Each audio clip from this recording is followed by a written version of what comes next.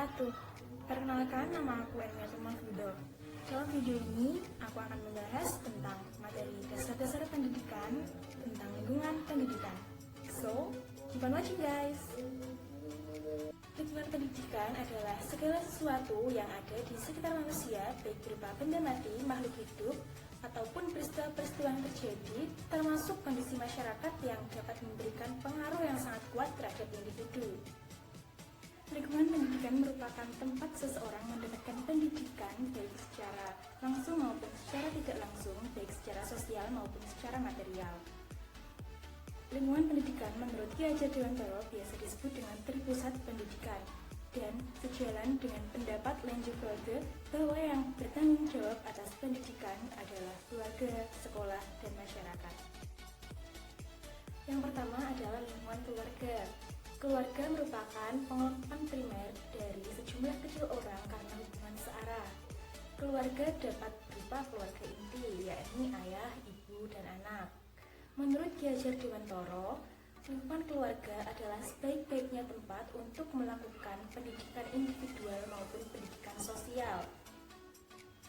Pendidikan di lingkungan keluarga berfungsi sebagai pengalaman pertama masa kanak-kanak untuk memberikan jaminan kehidupan emosional anak, kemudian untuk memberikan dasar pendidikan moral, untuk memberikan dasar pendidikan sosial, dan meletakkan dasar-dasar pendidikan agama bagi anak-anak. Yang kedua adalah lingkungan sekolah. Tidak semua tugas mendidik dapat dilakukan oleh orang tua dalam keluarga, terutama dalam hal ilmu pengetahuan dan keterampilan. Oleh karena itu, anak-anak dikirimkan ke sekolah-sekolah formal.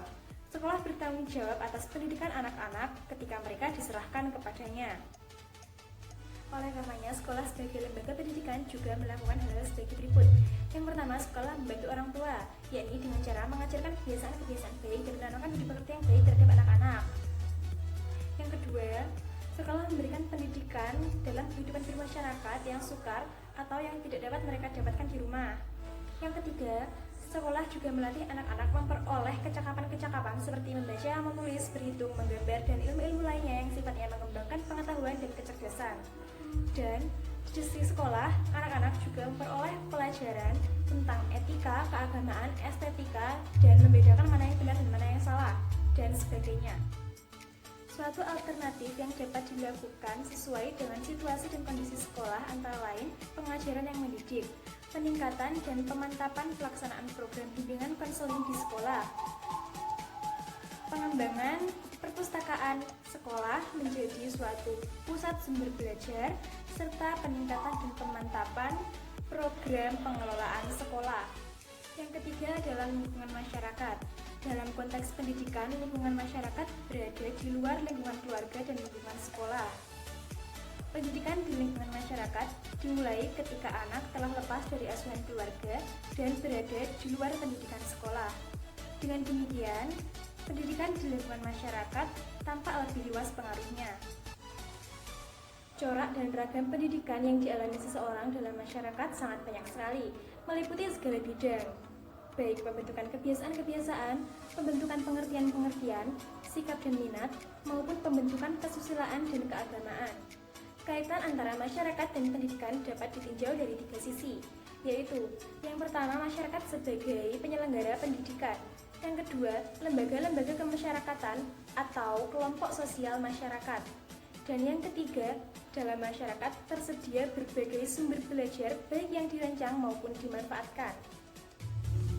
Masyarakat merupakan pendidikan tersier yang merupakan pendidikan terakhir tetapi bersifat permanen dengan pendidiknya masyarakat itu sendiri secara sosial, kebudayaan, adat istiadat, dan kondisi masyarakat setempat. Fungsi lingkungan pendidikan.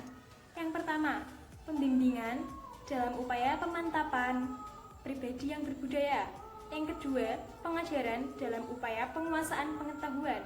Yang ketiga, pelatihan dalam pemahiran keterampilan. Secara umum, fungsi lingkungan pendidikan adalah untuk membantu peserta didik dalam melakukan interaksi dengan berbagai lingkungan sekitarnya, utamanya berbagai sumber daya pendidikan yang tersedia agar dapat mencapai tujuan pendidikan yang optimal. terdapat hubungan timbal balik dan saling mempengaruhi antara lingkungan pendidikan yang satu dan lingkungan pendidikan yang lainnya. Lingkungan keluarga sebagai dasar pembentukan sikap dan sifat manusia. Lingkungan sekolah sebagai bekal keterampilan dan ilmu pengetahuan. Lingkungan masyarakat sebagai tempat praktek dari bekal yang didapatkan dari lingkungan sekolah dan lingkungan keluarga sekaligus sebagai tempat pengembangan kemampuan diri. Proses mencapai tujuan pendidikan tidak hanya dipengaruhi oleh pendidikan formal saja, namun juga dipengaruhi oleh lingkungan keluarga dan lingkungan masyarakat. Hubungan dari ketiganya biasa disebut dengan tripusat pendidikan. Sekian video dari saya. Terima kasih telah menonton dan jangan lupa like, komen, dan subscribe. Bye. Wassalamualaikum warahmatullahi wabarakatuh.